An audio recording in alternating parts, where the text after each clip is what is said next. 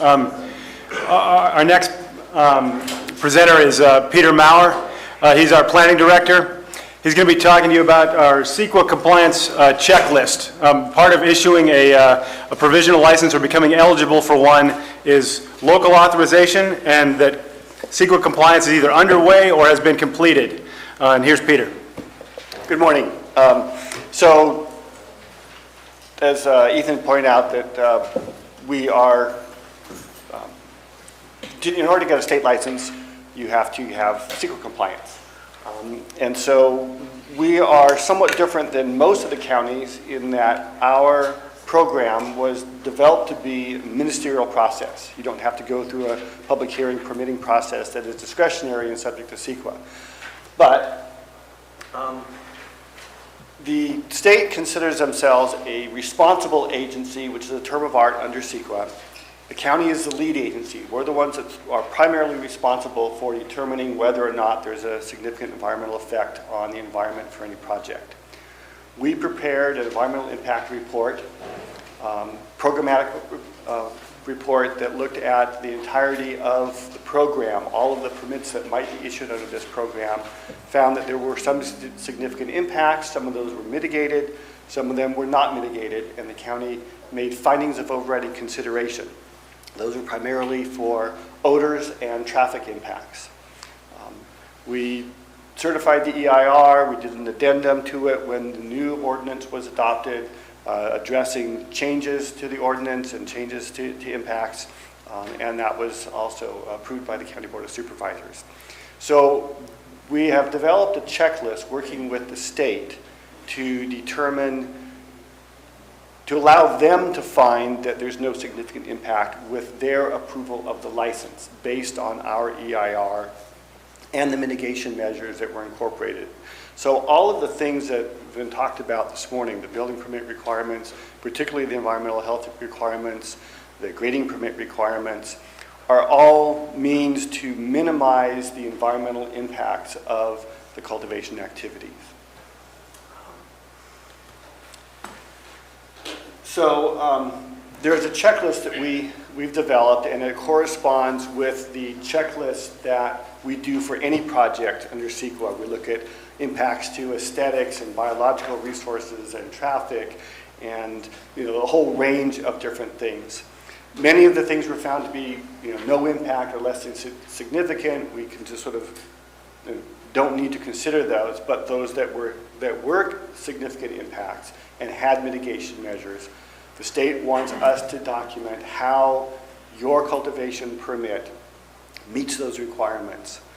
And so what I'm going to do is just sort of go through each of those briefly, how they are signed off by the county, so that when we issue our permit to you, you can take that document to the state, hand it to them, and they can then rely on that for their CEQA review for their license purposes. We will be filing a notice of exemption when we issue our permit here, which basically starts the clock for anyone challenging that action. You can file a notice of exemption or a notice of determination, which is what happens if you prepare a more formal environmental document like a mitigated negative declaration or the EIR. But because we're saying we've analyzed all of those impacts in our EIR, we've incorporated mitigation measures into the provisions of the ordinance itself, like the greenhouse gas offsets, like the environmental health permitting, relying on the state water board to review biological and cultural resources, those kinds of things. We can say that there are no impacts other than those that were identified in the EIR. This is compliant with those requirements, and therefore you're good to go. So I'm just going to sort of quickly go through the list of impacts that we typically analyze and that the EIR found to be significant. First one was aesthetics, and there was a concern that seeing the grow from the state scenic highway could have a negative impact on the aesthetic criteria. So we've created a separation. That's something that we'll review. The planning department will review that when we look at the application. Yes, you meet that criteria. Check it off. Good to go. Light and glare was a big issue. It was something that was expressed a lot of concern by the public previously. So the standards are that they have to be shielded. If you've got grow lights in your hoop houses, that you have to cover those hoop houses at night so you don't see what was referred to as the glowworms in the sky. Those are mitigation measures for impacts to light and glare. When they'll look at the plans, and when the site inspection is done by code enforcement, we'll see that those things are taken care of. Obviously, if there are complaints that they may have been signed off at one point in time, but now new lights have been established, we'll go back out there and direct you to fix that. Air quality, another issue that we have to look at. And these are just some things that there's the CEQA checklist, on the initial study, environmental checklist, lists all these things, and we have to make a determination whether or not we have created through this ordinance significant impacts. Burn permits were something that were prohibited, so that would, to eliminate or reduce the impacts for air quality. We have to comply with whatever air quality plans that we have in place. So if it's a bad air day, you can't issue burn permits, things like that. Exposure to sensitive receptors. We have separation requirements. That's something the planning department will check, or the cannabis department will check with your site plan. Look at how close you are to schools and other sensitive receptors.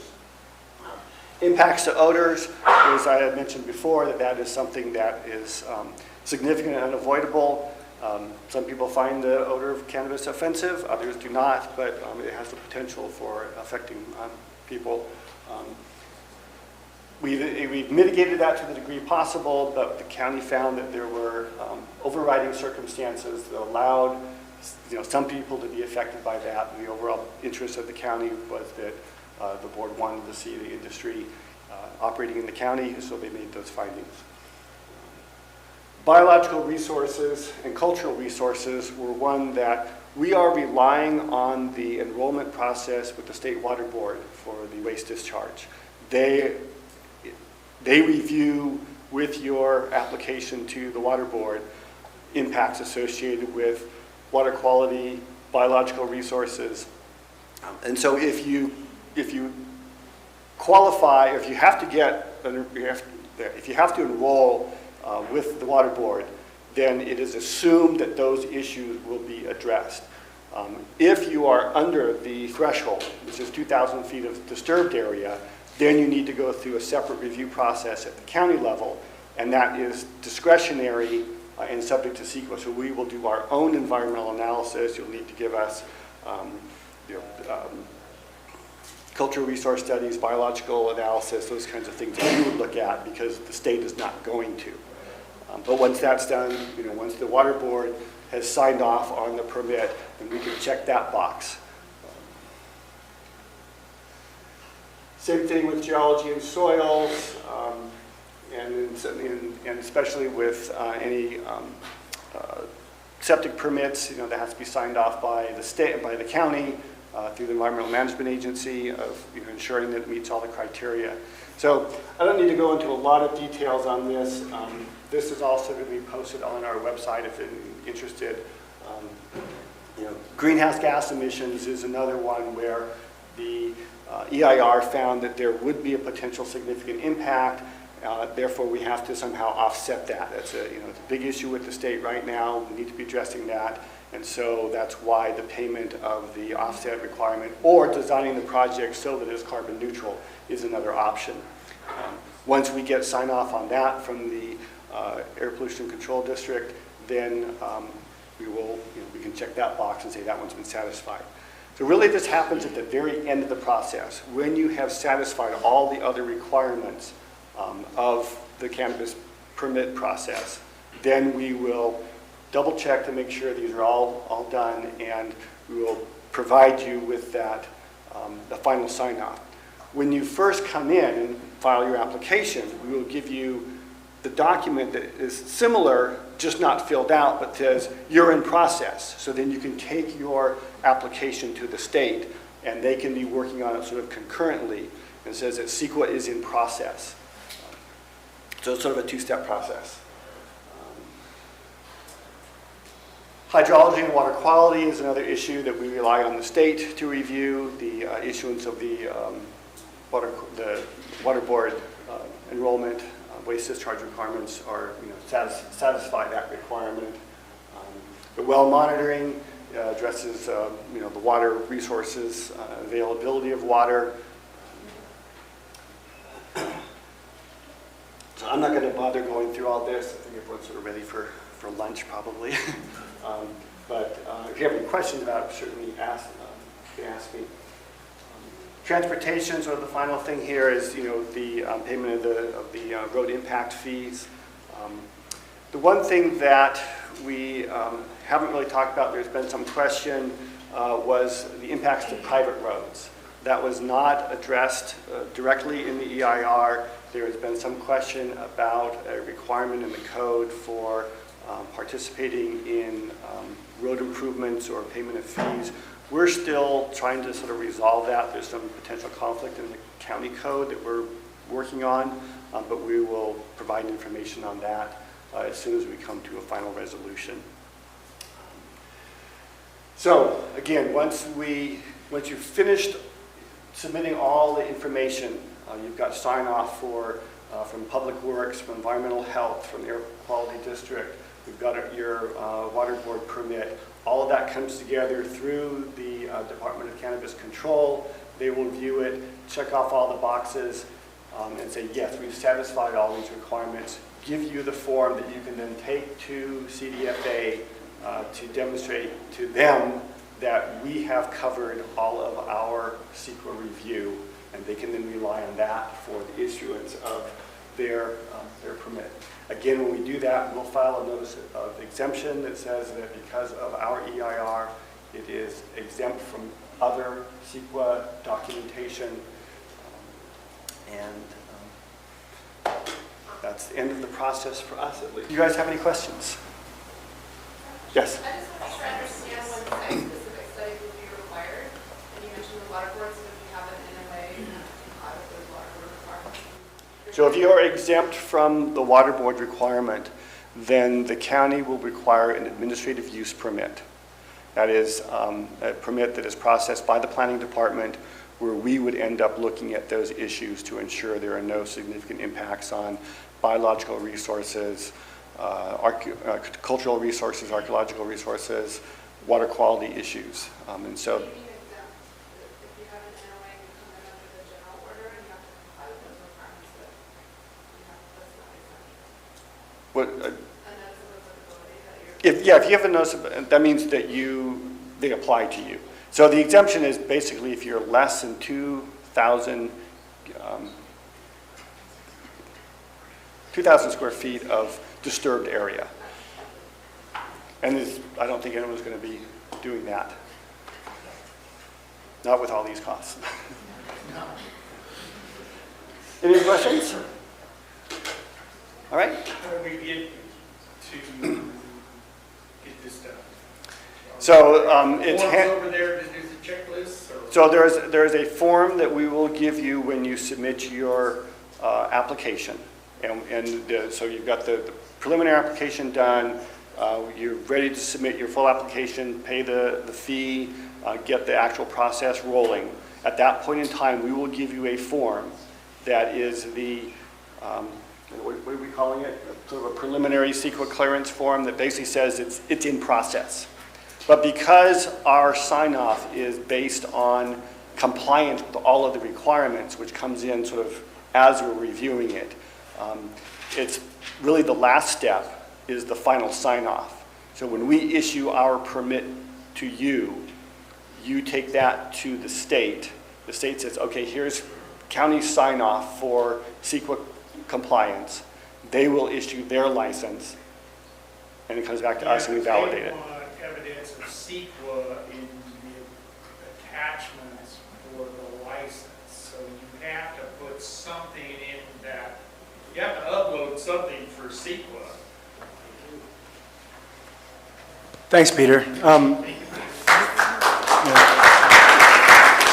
And actually, he does deserve a round of applause from you people because, or from the applicants, because he was instrumental in brokering a deal between the county and CDFA in establishing this checklist method for providing proof of CEQA compliance for the purposes of making them eligible for making the growers eligible for provisional licenses.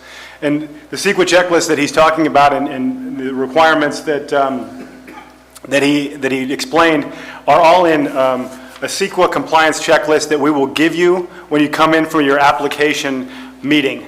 At your application meeting, you'll come in and pay your fee.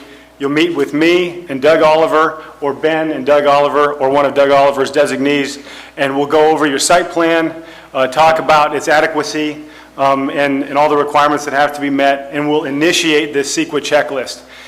Initiating the CEQA checklist for the purposes of the Business and Professions Code and the provisional license requirements demonstrates that CEQA compliance is underway, and then you are therefore eligible for a provisional license. When you're done with the entire process and you've met all of Brad's requirements that he talked about earlier, and all the other requirements, the mitigation measures and Public Works' RIM fee requirements, then the CEQA compliance checklist will be complete and you'll be eligible for an annual license from the state.